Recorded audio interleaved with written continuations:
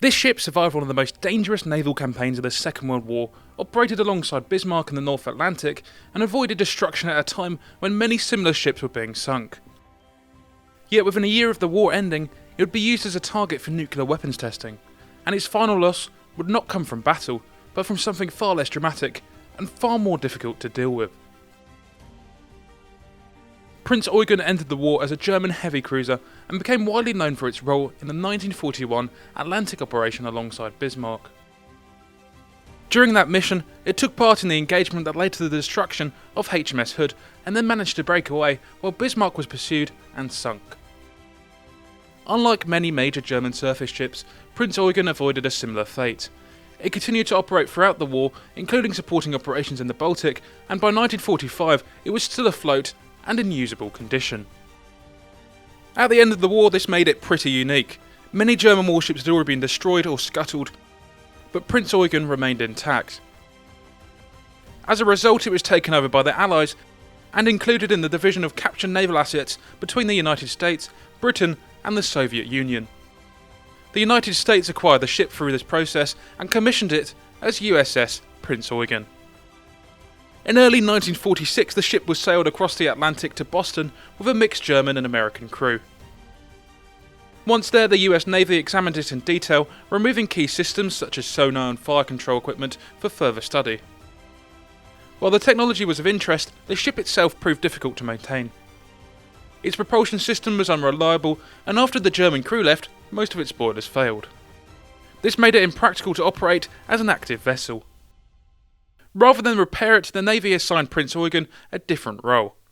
It would be used in Operation Crossroads, a series of nuclear tests designed to measure how warships would be affected by atomic weapons. For months from San Francisco and other ports, the vast armada of obsolete target ships has been heading for its rendezvous with the fourth atomic bomb. Among them are the Japanese cruiser Sakawa, the Japanese battleship Nagato, and the German heavy cruiser Prinz Eugen. These are the ships that will bear the shock of the test bomb. Upon the results of these tests, the navies of the future will be based.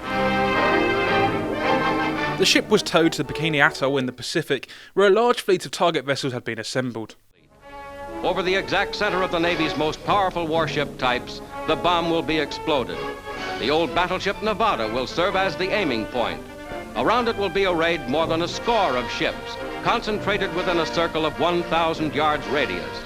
Destroyers, submarines, landing craft, every type of ship. This is a test which the Navy needs to answer many vital questions for the future.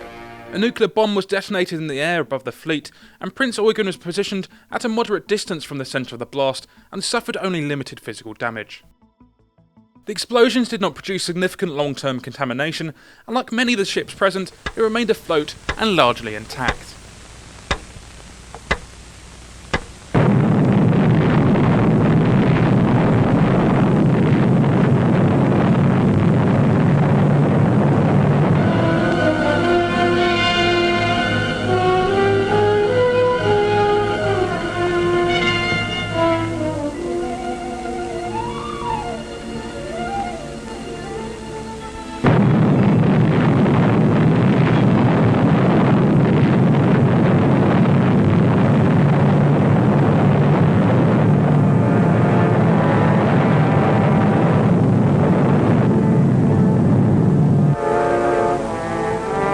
Man peeks into the power of the universe. Plutonium, one small particle burst into this staggering energy. Temperature at the explosion center is perhaps 100 million degrees Fahrenheit. The terrific pressure caused winds up to approximately 1,000 miles per hour. The radioactive vapor and debris rose to 5 miles and lasted an hour before dispersing.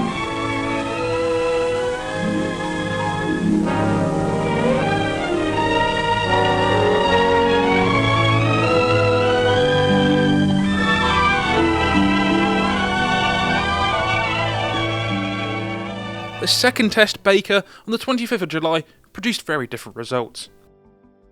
This time the bomb was detonated underwater.